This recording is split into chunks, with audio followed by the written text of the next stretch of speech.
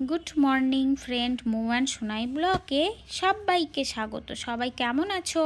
তো আজ আমি এসেছি ইলিশের রেসিপি নিয়ে, একদম সোজা ইজি যার বলে। তো অনেকটাই ইলিশ নিয়ে এসেছে, তা তোমাদের কাছে একটা ইলিশের ঝাল কিভাবে করব, যাদের পেটের সমস্যা তারা এইভাবে করে খাবে। সবারই তো খেতে ইচ্ছা হয়, পেটের সমস্যা বলে খেতে পারো না, তো এইভাবে করে খেও, তাদের কোনো রকম সমস্যা হবে না, এটা বলতে পারি। তো আমি এখানে আধা ঘন্টা মতো নুন হলুদ মাখিয়ে মাছটা রেখে দিলাম। আর এখানে আমি কালো সর্ষে নিয়ে নিলাম। কালো সর্ষেটা করলে কিন্তু এটা ঝাঁজটা ভালো আসে, সেই জন্য 3 থেকে 4 চামচ কালো সর্ষে নিয়ে নিলাম। নেওয়ার পরে এখানে আমি একটু লবণ অ্যাড করে দিলাম।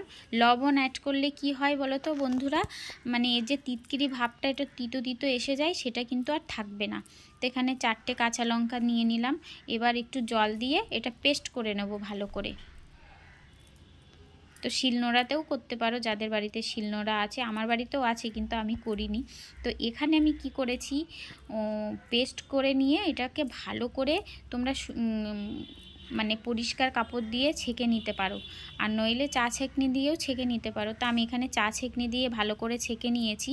এটাতে কি হয়, যাদের পেটের সমস্যা তাদের কিন্তু পেটের সমস্যা একদমই হয় না। এটাকে দেখো আমি ফেলে দেব, ওটা ছেঁকে নিয়েছি, ফেলে দেবো। এখানে আমি কড়াই বসিয়ে দিয়েছি গ্যাসে, আর এখানে সর্ষের তেল দিয়েই কিন্তু পুরো রান্নাটাই আমি করব। তো সর্ষের তেল দিয়ে দিলাম, আর সর্ষের তেলটা গরম হতে হতে কি করব, এখানে অ্যাড করে দেবো কালো জিরে। কালো জিরে ফোড়ন দেব। দেখো কালো জিরে দিয়ে দিলাম, তার এখানে দিয়ে দিলাম কাঁচা লঙ্কা 4 পিস। কাঁচা লঙ্কা ফোড়ন দিয়ে দিলাম 4 পিস। তো কাঁচা লঙ্কার একটা স্মেল থাকে জানো, সেই স্মেলটা বেরোনোর সঙ্গে সঙ্গে আমি এখানে দিয়ে দেবো হলুদ গুঁড়ো। তো একটু হলুদ দিয়ে দিলাম। হলুদ দেওয়ার পরে কাশ্মীরের লঙ্কার গুঁড়ো দিয়ে দিলাম। তো এতে করে এর কালারটা দুর্দান্ত আসে। তো এখানে আমি এবার কি করব, এই যে এটা হয়ে গেছে, এবার এখানে আমি জল অ্যাড করব। তো এখানে আমি জল, আমার কড়াইটা খুবই ছোট, একদম পুচকু কড়া।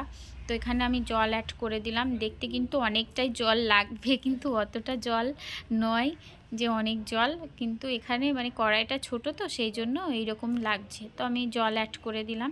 তবে দেখো কালারটা দেখছো, এই জন্য কালারটা আসে। কালারটা হয়েছে দুর্দান্ত না? তো কালারটা দেখো খুব সুন্দর হয়েছে। এবার যে মাছগুলো আমি রেখেছিলাম, দেখো জলটা ফুটছে, তা সেই মাছগুলো এক এক করে এখানে দিয়ে দিলাম। যেহেতু মাছটা ভাজিনি, সেহেতু এখানে ভালো করে সিদ্ধ করতে হবে। তো এইভাবে সিদ্ধ হয়ে যাবে। সিদ্ধ হয়ে গেলে কাঁচা মাছ তো সিদ্ধ হয়ে যাবে, আর খেতেও কিন্তু দুর্দান্ত হয়েছিল বন্ধুরা। এইভাবে অবশ্যই একবার করে খেও, তোমাদের খুব খুব ভালো লাগবে আশা করি। দেখো, আর এখানে দেখো যেটা আমি পেস্ট করে রেখেছিলাম, সেটা কিন্তু এখানে দিয়ে দিলাম, অ্যাড করে দিলাম। দেখছো, অ্যাড করে দিলাম। আর এটা 5 মিনিট মতো ভালো করে, 5 থেকে 6 মিনিট মতো ভালো করে কিন্তু ফুটবে। আর একটু লবণ দিয়ে দিলাম, যেহেতু লবণটা আমার মাছে দেওয়া ছিল। তো আর এটা সামুদ্রিক মাছে একটু লবণ কম লাগে, সবাই জানো, তাই বুঝে শুনে কিন্তু লবণটা দেবে। 5টা কাঁচা লঙ্কা আর এখানে একটু 4টে কাঁচা লঙ্কা অ্যাড করে দিলাম। দেওয়ার পরে কড়াইটা ভালো করে একটু ঢেকে খানিক সময় ফুটতে দিলাম, 5 থেকে 7 মিনিট। ফোটার পরে দেখো বন্ধুরা হয়ে গেছে, প্রায় মাছটাও সিদ্ধ হয়ে গেছে। দেখো, তো হয়ে গেছে।